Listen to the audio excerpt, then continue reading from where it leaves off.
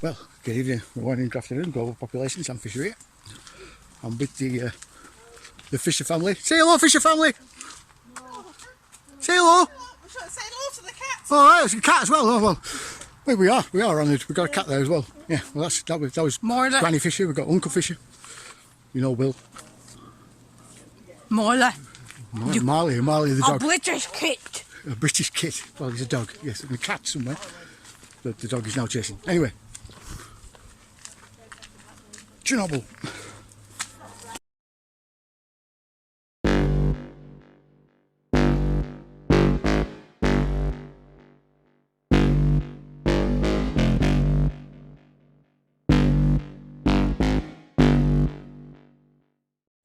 So,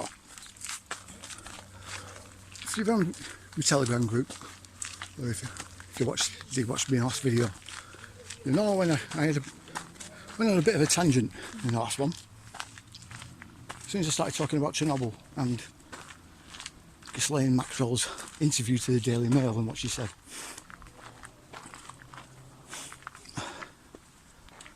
And part of this was sparked off by something that... Rabbit. Oh, rabbits! Ah, fantastic. But, White tail. We can't now. you can, there you go. Can you see, look, you see that? Ah, rabbit. Dad, What? SK make huge games Okay. like Go. Samurai Shodown and King of Fighters. Right, okay. So there we are. SNK make huge games. But anyway, this was kind of sparked off by something that that journalist and Josie Farrell said. And I'll link in the description below. And it was about what Ghislaine Maxwell's interview was about, and the Trump raid had just happened on Mar-a-Lago when Trump's house got raided, and they were searching the house everywhere.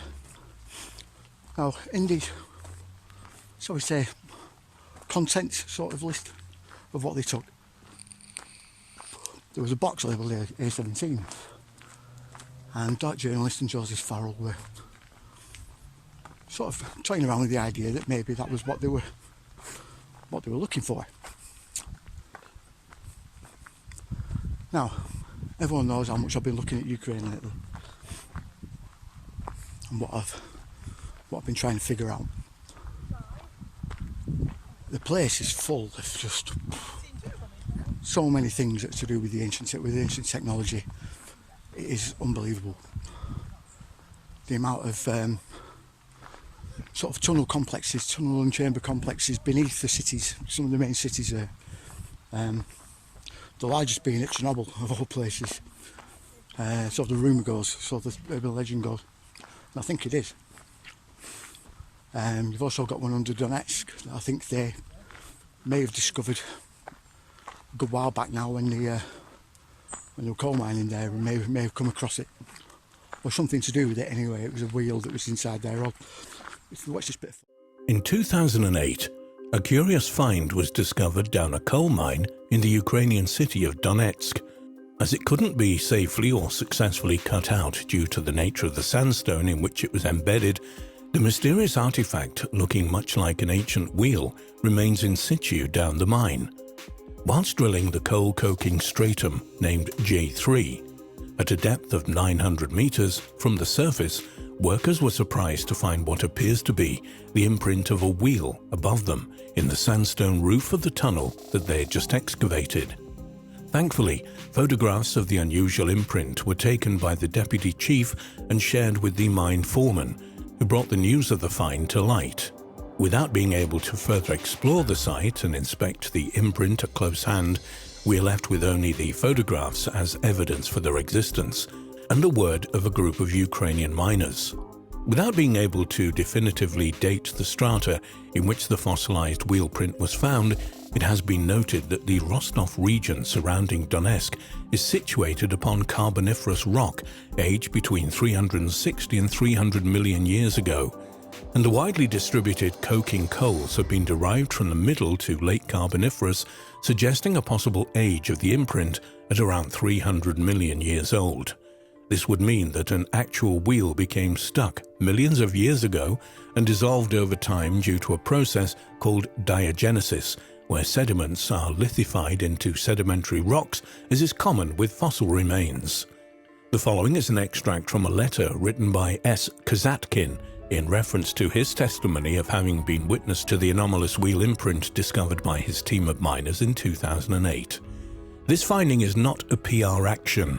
In due time, 2008, we as a team of engineers and workers asked the mine director to invite scientists for detailed examination of the object, but the director, following the instructions of the then owner of the mine, prohibited such talks and instead only ordered to accelerate work on passing through this section of lava and on fast charging of the section with mining equipment.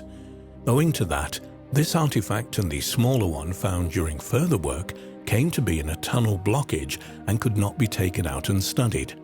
It's good that there were people who, in spite of the director's prohibition, photographed this article. I have connections with the people who first discovered these imprints and also with those who photographed them. We have more than a dozen witnesses. As you understand, the admission in the mine is strictly limited. It's dangerous on sudden emissions, and to obtain such a permit is rather difficult. So yeah, there was that. It's meant to be one under crime here, which stands to reason, I suppose, because of the pyramid that's there under 65 million years of rock. If you watch the first episode, you know what that's about. There's also one under Mariupol. Supposedly that was another urban legend, and I think they found that one because that's what I think the catacombs under Azovstal are actually a part of that, a section of that underground complex. There's also one under Odessa. Now we know for a fact there's one under Odessa because they found it and it's been reported. They say it was built in the 1700s. I'm a bit dubious of that. Oh look, rabbit! So that's all very good, but what's that got to do with Chernobyl? Right. Well, like I said last time, a good chunk of the first book in the Legion saga, well, the first opening chapters are set in Chernobyl, and I actually based what was going on there loosely around the urban legends about the place, how the actual disaster itself, the Chernobyl disaster, was intentionally done by the Russians to get people out of there, just everyone out of the area, because they found something. And I think this holds a lot of weight. In a minute, well, right about now, you should be seeing a few maps. Or some pictures of maps. Not sure which order I'll do them in, but I'll just vaguely explain what I'm talking about.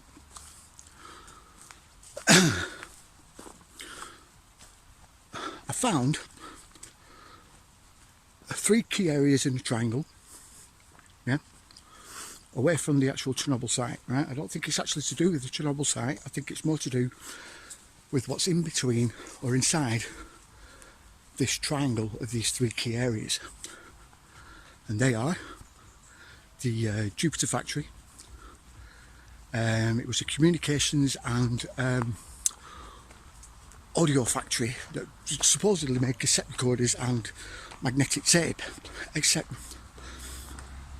no one's actually sure if they ever made an inch of tape at all. Ever. Which makes you think, what was it for then? Beneath it, it's got a 3-tiered basement, which for a factory, okay, fair enough, yeah, maybe. You can kind of explain that one away, maybe, that basement, but it's still very interesting. To the south and west is another site. Now this is a radar station that has a bunker underneath it, right, called Duga 1. This is the control station for an installation a bit further up, that was an over the horizon radar called Duga 1 as well, obviously. It was also nicknamed the Woodpecker. And this was because when ham radio enthusiasts were listening out, they kept picking up a signal that sounded like a woodpecker pecking away at something. That was that. Now, from there, north and eastward, to complete the triangle, is another site that's been rediscovered. Now this was the Levrov anti-aircraft missile installation. It's got these areas I've talked about, you can actually go and look at, you can go over to and explore, right, with a guide. But this Levrov station had been forgotten about for 2 decades, recently found again. Now this bunker, it's huge. It's multi-layered under the ground. And it's, like I said, it's vast bunker, and a lot of it is closed off to the public. Site safety reasons, fair enough. They also say that about the entire area. Started off with Pripyat, where they said the buildings were pretty unsafe, so they doubled the guard that goes around there. But they did the same everywhere else. So why did they do that? Gets you thinking then, doesn't it? Anyway, in between those 3 sites is a place called the Red Forest. Now, the Red Forest is in a green band zone, right? Which is one of the places with the least amount of radiation, and this place was absolutely decimated. All the trees died, supposedly from the radiation. Except everywhere else, the trees are fine. It's only this one area. Well, why is that then? Well, not far from the Red Forest is another area, and it's the one that we want to look at. It's labelled as number 17 in this A band, right, the green band. This place is a village called Kapachi. Now they buried this town for reasons not abundantly clear. Apparently it was too radioactive, blah blah blah blah blah. Okay, well if that's the case, well why did you leave certain buildings still up? Those being a kindergarten, a school, a police station, and another building now. It's either an apartment complex or something else, but these 4 sites are in key areas, yeah? At the edges of the village, and one in the centre, which is a police station, and all of them have multi-layered basements. Now,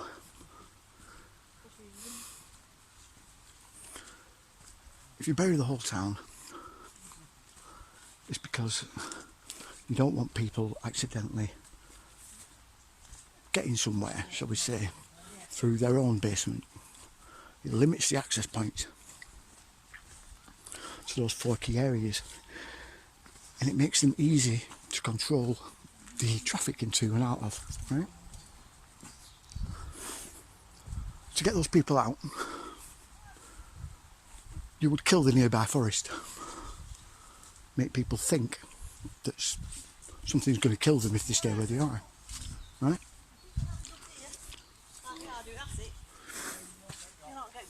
There's no nettles anyway. So, when you look at Kapachi and you look at the Red Forest, you can't really come to any other conclusion. Why? Well, this is the thing. And it's something that I noticed when Putin annexed Crimea. I've mentioned this loads of times, so if you don't know, sing along.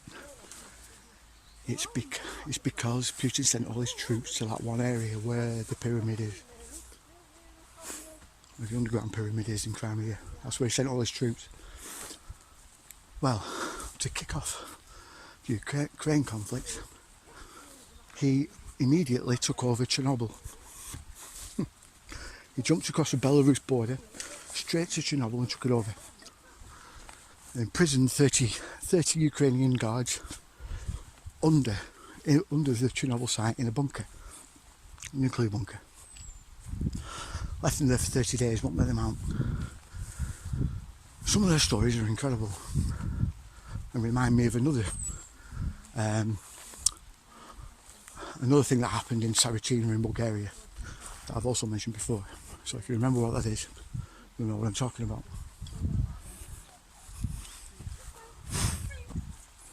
Now, I've been finding out that, like I said, beneath Ukraine there's a vast tunnel network, and they connect up all these certain sites where these larger tunnel and chamber complexes are. And it just so happens that Putin goes to the ones that are, it's relatively confirmed that there's stuff there. So he took over Odessa.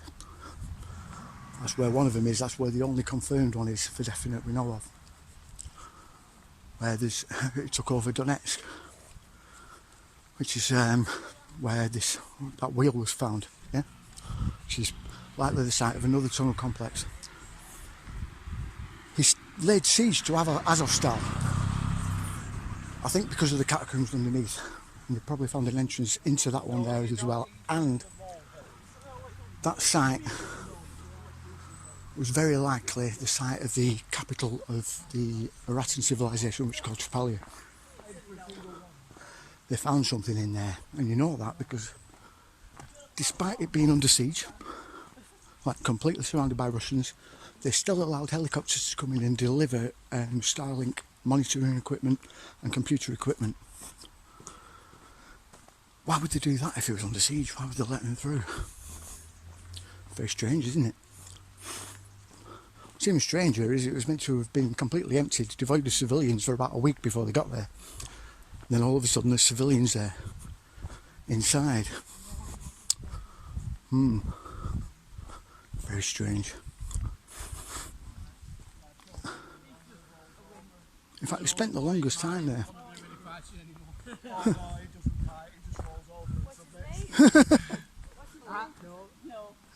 Somebody else's ball. No, it's your own ball. No. Barney. Barney. He's a lovely dog. Barney's he's totally blind. He's deaf. Yeah. But he does alright. Yes, it's fine. He gets along okay, doesn't he? Yeah. Doggy. Find it. I'll find it. You'll get Blind. it. Anyway, looks like a ticking point. So yeah. This all kicked off, by the way, just after Ghislaine did that interview. I mentioned A-17, and the next thing you know, they're jumping across the border to get the exclusion zone surrounded and covered. And then the rest go to Donetsk. Why not Kiev and everything else? Well, one, Kiev is the capital city. Back in 2020, Australia have a toilet paper problem. Oh, yeah, well, everywhere did. But anyway, the reason why they didn't go to Kiev as well is that Kiev's not had that complex confirmed. Well, there's been no sort of evidence of one being there. So, big whoop. To the right, Jake. Follow the path round. What's that got to do with anything? Well, same as before. If they did find anything there, they won't tell us. Okay, that much is a given. I don't think they knew where the level of installation was, right? Or they were quite confident, oh, we'll find it, because it is literally in the middle of nowhere. There's no roads to it, no nothing. It's just there. Which begs the question: how did they get stuff there? Dad, What? we finally out from Jurassic Park. No, we're finally out of Jurassic Park, are we? But it does beg the question: how did they get stuff there? There's no roads. No clear roads anyway. Like I said, it's in the middle of seemingly nowhere. It's a missile bunker, so they say. So what was it used for? And then you get Kapachi completely buried, seemingly for no reason.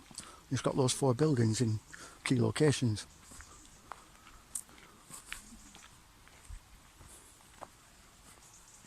I know they found something. They found something pretty big, and quite significant, because the entirety, I mean, the entirety of Ukraine is full of weird anomalies. Everywhere.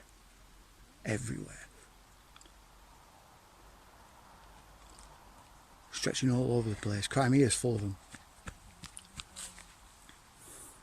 But so's northern Ukraine on the Belarusian border. And on the Romanian border. And, funnily enough, on the Bulgarian border as well. I mean, a fortnight border. The place just... It's not fortnight. The place is just... littered.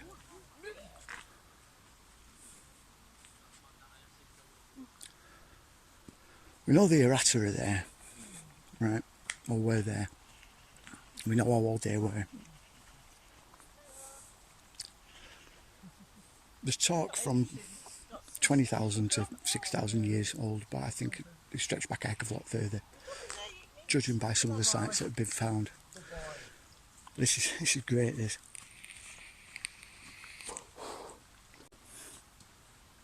These pictures, in a minute, I'm going to show you, right? One of them is of a quarry, a strip mining quarry, right? Which is this now you're seeing. And notice the rings, yeah? The way it goes down, yeah? Now imagine that huge. When I say huge, I mean this huge, yeah? That's the Black Sea. Notice anything?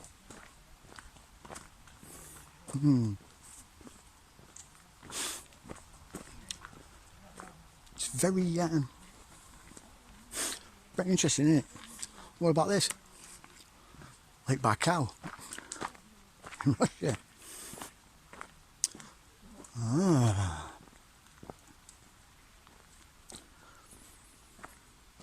Thanks, Stumpy. One of my researchers on my drops page. Fantastic book, well done.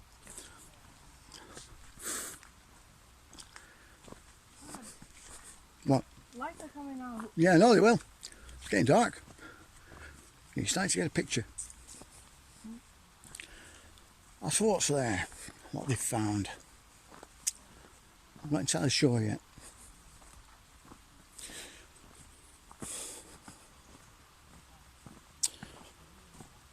With them taking that dream tablet from that guy's museum, that Bible museum, Gilgamesh's dream tablet. Just point one way. Especially what Gilgamesh fights in the ruins of Aratta, outside the gates to the garden where Utnapishtim is. I think they found those gates, perhaps, or something that creates and opens those gates.